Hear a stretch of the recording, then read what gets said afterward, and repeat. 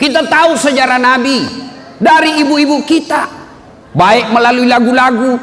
Pada zaman dahulu kala, pada zaman jahiliyah, lahirlah seorang rasul yang terakhir dan mulia. Berteriak mamanya, anaknya, siapa namanya mak Nabi terakhir? Nabi Muhammad namanya. Ibunya siapa? Siti Aminah ibunya. Bapaknya siapa mak? Abdullah nama ayahnya. Di mana tinggal? Di Sangatta atau Samarinda? Madinah tempat tinggalnya. Terus kenapa lagi mak? Setelah dewasa diangkat menjadi rasul. Siapa yang angkat? Ketua DPRD atau gubernur? Oleh Allah yang kuasa. Allah itu siapa mak? Pencipta alam semesta. Itu lagunya ibu-ibu dulu. Sekarang lagunya ibu-ibu di rumah apa? Yo ayo, dongo. Jangan ke ibu-ibu. Majelis taklim itu dirinya Nabi bilang, tiap bulan ikut pengajian, seragamnya 4 macam, tiap bulan ikut taklim, tapi masih suka joget-joget di depan suaminya orang. Apa perempuan dilarang olahraga? Tidak, tapi jangan kau campur sama laki-laki. Di depan camatlah dia olahraga. Perempuan di depan, bajunya sempit, roknya sempit, bapak-bapaklah di belakang. Ibu-ibu 1, 2, 3, bapak-bapak di belakang 4. Mana kau ibu-ibu ndak hancur? Yang ketawa serius ini. Agustusan macan ledak juga, putar ke kiri la ilaha illallah. Tomato apakah jili-jilina? Ibu-ibu dulu kan tidak ada sekolahnya, bukan pengurus partai, bukan anggota DPR, tapi dari kecil dia sejarahnya, anaknya dia tahu itu sejarahnya Nabi. Sekarang ibu-ibu, gimana anak kita mau contoh kalau kita tidak pernah cerita kepada Nabi? Ditanya sama anaknya, mak, kenapakah itu tahun lahirnya Nabi disebut tahun gajah? Apa Nabi bilang mamanya? Karena bukan tahun kambing goblok. Coba itu. Dia balik tanya bapaknya, pak, kenapakah disebut tahun gajah? Apa Nabi bilang bapaknya? Kenapa saya kau tanya? Apa gunamu sekolah? Gimana anak kita mau mencontoh Nabi? Gimana anggota DPR mau mencontoh Nabi? Sejarahnya Nabi dia tidak tahu. Saya mau tanya ini, anggota DPR mengaku anggota DPR. Siapa anak pertamanya Nabi? Ayo, yang anggota DPR, saya kasih hadiah kalau ada yang tahu.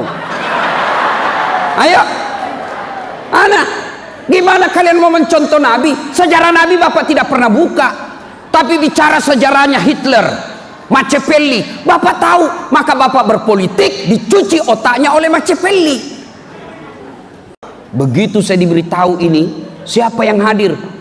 Anggota DPR Golkar dan pengurus-pengurus Golkar. Saatnya diperdengarkan bagaimana Rasulullah dalam berpolitik. Ini tujuannya maulid. Kalian tidak mau maulid silakan, tapi jangan tuduh kami sesat. Enak, kau tidak mau Isra Mi'raj silakan, kami juga menghargai itu, tapi tolong hargai juga saudara-saudara kita yang mau memperingatinya. Bicara soal maulid berkaitan dengan dunia kegiatan kita sebagai politisi. Kenapa Nabi menjadi pemimpin yang sukses? Betulkah Nabi sukses? Betul. Mana ukurannya? 1, kalau saya diakui oleh sesama muslim, biasa, memang wajar. Tapi kalau saya diakui oleh bukan anggota saya, maka itu baru luar biasa. Mana? Muhammad diakui oleh tokoh penulis dunia, yang menulisnya bukan orang Islam. Dia tulis 100 tokoh dunia berpengaruh sepanjang zaman. Dan siapa yang ditempatkan ranking pertama di antara 100 tokoh dunia itu? Dialah Muhammad sallallahu alaihi wasallam, yang padahal penulis buku ini non muslim, tapi yang ditempatkan nomor 1 baginda kita Muhammad sallallahu alaihi wasallam. Sekarang kita lihat Menurut para sejarawan, disimpulkan salah satu kunci kesuksesan Nabi karena beliau memimpin dengan akhlak. Nabi ditanya, "Ya Rasulullah, untuk apa Anda diutus ke dunia ini? Ya Muhammad, untuk apa Allah mengutus kamu di dunia ini?" Beliau menjawab, "Innama bu'istu liutammima makarimal akhlak."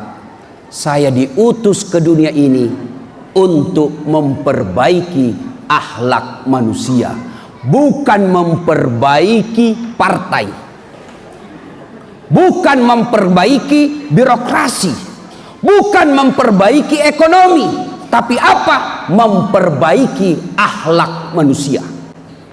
Mau tahu akhlak sebelum Nabi? Bu-ibu, yo ibu mestinya paling bersyukur karena ada Nabi. Ibu tahu sebelum ada Nabi itu perempuan diperjualbelikan. Perempuan bisa dijadikan taruhan judi. Saya suka istrimu, kita judi ya. Kalau saya kalah kok, saya pakai istrimu 4 bulan. Coba, nasib perempuan zaman itu dilahirkan hanya untuk melahirkan. Dulu perempuan dianggap aib dalam keluarga. Turun Rasulullah, wanita jangan kau lecehkan wanita, hargai perempuan. Mana buktinya? Nabi mengatakan, al jannatu takhta aqdamil ummahat, sorga itu berada di bawah telapak kaki ibu. Dimuliakan perempuan. Dalam birokrasi pemerintahan, Nabi jelaskan perempuan adalah tiangnya negara. Hancur wanita, hancur negara. Tegak wanita, tegak negaramu. Itu dimuliakan perempuan. Tapi sekarang perempuan yang hina dirinya sendiri. Dengan cara apa? Mulai dari tidak malu berpakaian yang tidak diajarkan agama. Terjadi yang diprediksi Nabi, suatu kali nanti perempuan berpakaian tapi telanjang dan mereka suka memakainya. Mana disebut berpakaian tapi telanjang? Lihatlah perempuan-perempuan sekarang. Pakaiannya yang di atas turun ke bawah, yang di bawah naik ke atas, ketemu di tengah, tipis, kecil, sempit. Kita nasesa. Cewek, maunya kita kerjasama bos. Kami laki-laki jaga mata, tolong Anda cegek jawa akhlak. Karena biar setengah mati dijaga mata, kalian berkeliaran, hancur amal kami. Dilihat haram, tidak dilihat barang bagus. Maka Nabi diutus menghilangkan seperti ini. Mari kita bicara soal akhlak. Sebagai politisi, pertama, berakhlak kepada Allah Subhanahu wa taala. Mana akhlak kepada Allah? Ada 2 caranya berakhlak kepada Allah. 1, jangan menyekutukan Allah. Yang kedua, jangan sembah kecuali Allah. Ini akhlak kepada Allah. 1, jangan menyekutukan Allah. Maknanya dalam operasional dunia politik, jangan kau percaya, lebih percaya kalian kepada tim survei daripada keputusan Allah. Itu namanya berakhlak. Sekarang orang mendewa-dewakan tim survei.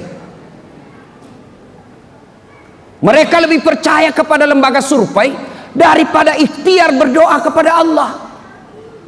Maka orang yang berpolitik dengan baik, dia akan serahkan sepenuhnya kepada Allah setelah dia berusaha dan berikhtiar berdoa. Yang kedua, akhlak kepada Allah, jangan menyembah kecuali hanya kepada Allah. Saya yakin di sini politisi Golkar tidak ada yang menyembah patung, tidak ada. Tapi apa yang disembah? Jabatan. Apa yang disembah? Kekuasaan. Apa yang disembah? Harta. Nah, mana yang disebut menyembah jabatan? Tidak punya akhlak. Contoh, nomor 1 terpilih, nomor 2 kasakusuk. Bagaimana supaya jatuh ini yang terpilih? Supaya saya ganti. Ya, dicarikan kasus orang supaya dia bisa turun yang 1, naik yang 2. Ini namanya menyembah berhala jabatan. Ini tidak enaknya politik, Pak.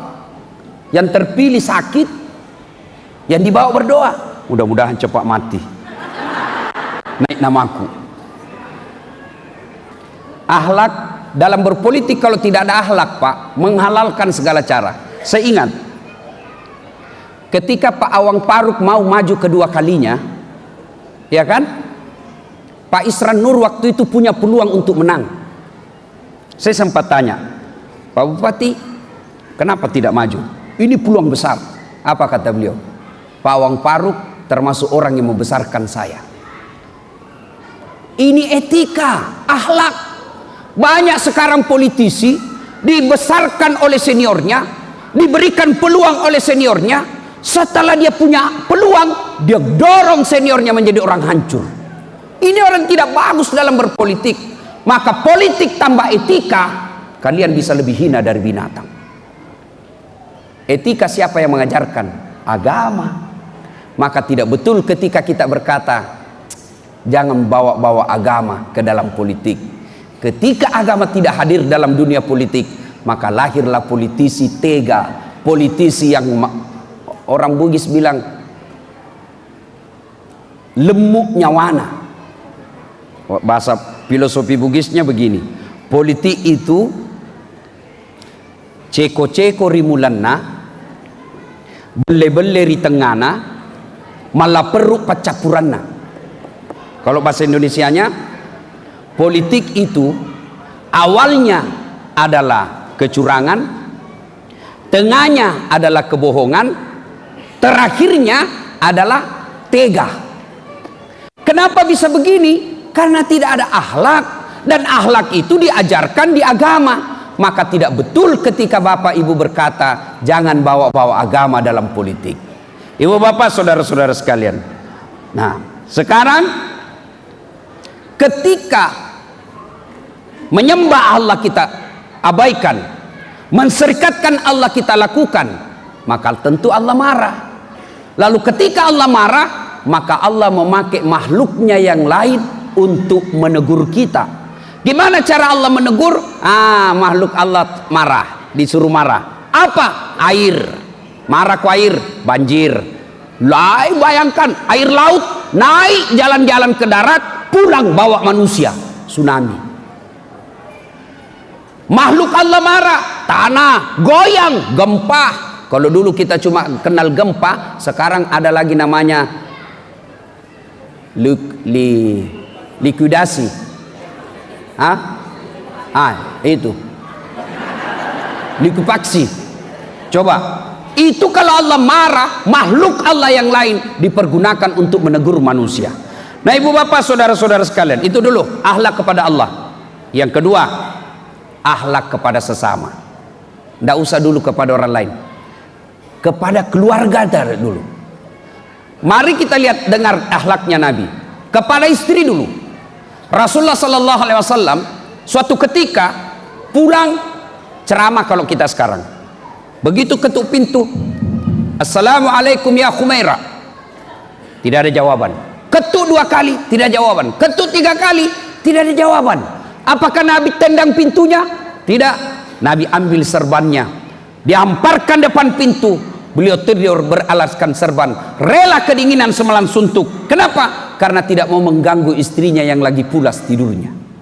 Pas bangun istri beliau, apakah Nabi marah? Subhanallah, Nabi ambil tangan istri beliau lalu berkata, adindaku sayang, maafkan saya karena saya terlambat pulang tadi malam sehingga saya tidak bisa memberikan kehangatan dalam tidurmu. Masih ada suami seperti ini? Bapak-bapak misalnya ini ketua komisi Pak, rapat 24 jam, pulang di rumah ditutupkan pintu, apa bapak ambil? Woi, buka kau gendu, setengah mati carikan kau, kau tutup pintu, bukai. Coba Rasulullah minta maaf. Apalagi akhlak Rasulullah itu, beliau kalau minum bersama istri beliau, diminumnya 1 teguk kasih istrinya. Hebatnya lagi, bekas bibirnya istrinya yang diminum. Coba kalau misalnya minum kasih lagi Aisyah, Hebatnya kalau di sini bibirnya Aisyah, ini juga yang diminum Nabi. Coba kalau bapak-bapak minum bekas bibirnya istri, bau betul mulutmu.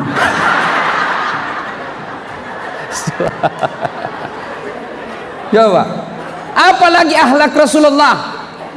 Suatu kali Nabi pulang, kebiasaan Nabi kasih minum, kasih istri, minum, kasih lagi istrinya satu teguk.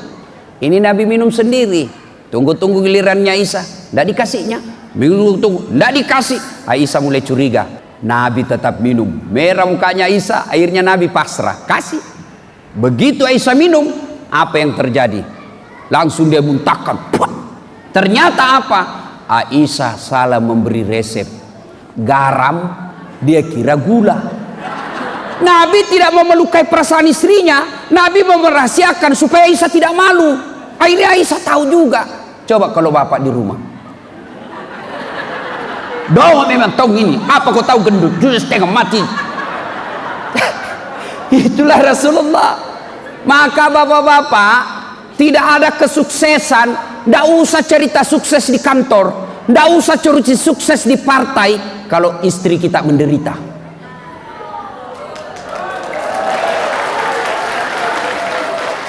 Pak, coba, saya pernah pergi khutbah di Tanah Bumbu. Ada orang datang curhat selesai khutbah, dia pegang paha saya. Ustadz, tolong doakan saya. Kenapa Pak? Saya ini kasihan, 4 tahun merantau ke sini. Tahun-tahun pertama sukses betul sampai sekarang. 2 bulan terakhir saya bangkrut. Saya mau pulang kampung, malu pulang meninggalkan utang. Saya mau tinggal dikejar saya sama orang di sini mau dipotong. Tolong doakan saya Ustaz. Saya bilang baik. Saya bilang saya doakan, Bapak tolong jujur. Bagaimana perlakuan Bapak kepada istrinya selama ini? Apa dia bilang? Wah, itu dia Ustaz. Lebih ku sayang istrinya orang daripada istriku. Saya bilang Jami banyak bicara, itu sebabnya. Coba, ada orang bertahun-tahun cari nafkah, merantau dari Jawa, merantau dari Sulawesi, bertahun-tahun cari nafkah di Kalimantan, banyak duitnya, tapi tidak bisa bahagia. Kenapa? Istrinya dia tipu. Alasan rapat-rapat, ternyata pergi merapat. Kalau istrinya minta uang selalu tidak ada. Tidak ada. Sekalinya teman SMA-nya yang pernah naudodok, tanam kode SMS banking. Tidak akan ada kebahagiaan bagi mereka yang mendurhakai istrinya. Tidak akan ada. Coba, Ibu bapak saudara-saudara sekalian, masih ingat waktu menikah Pak? Bapak masih ingat waktu menikah? Coba dengar kalimatnya waktu kita menikah. Saudara Dasat Latif, saya nikahkan engkau dengan anak gadisku Naura Siddiqia Nasrun dengan mahar seperangkat alat sholat tunai karena Allah. Siapa yang kita jadikan jaminan? Siapa yang kita jadikan garansi? Bukan gubernur, bukan ketua partai. Siapa? Allah Subhanahu wa Ta'ala. Lalu pantas ketika kita hianati itu yang kita halalkan atas nama Allah, pantas 30 tahun kita ngurus partai, kok tidak bisa bahagia hidup kita? Kenapa? Karena istri yang setia mendampingi kita, bapak hianati. Heran saya lihat kadang kala orang sopan sama istrinya orang, tapi sama tetangga, sama tetangganya sopan, sama istrinya kasar. Sama tetangga, assalamualaikum ibu, gimana kabar ibu, sehat-sehat? Sehat Pak Haji. Sekalinya istrinya tahan tuh kaki, dimana simpang kaki nu dong, kalau sudah tua biar jalan dan tahu juga. Bingung. Coba. Mau ibu punya suami seperti Nabi? Mau ibu? Nah, pertanyaan buat ibu, sudahkah ibu punya sifat seperti istrinya Nabi? Nah, yang jadi masalah. Ibu mau punya istri seperti Nabi, suami seperti Nabi, tapi kelakuan ibu kayak orang tidak punya agama. Setengah mati suaminya carikan uang, ibu kita kira itu gampang jadi laki-laki? Ibu, kita kira gampang jadi laki-laki? Ibu itu ditanggung dunia sampai akhirat. Ditanggung dunia sampai akhirat. Dunia suami mikir, bagaimana supaya suami istriku bisa beli cincin, dia pulang tidak dihina orang. Bagaimana supaya saya bisa belikan mobil istriku supaya dia pulang kampung tidak dihina saudaranya? Bagaimana supaya istriku pakai AC kamarnya supaya baik kulitnya?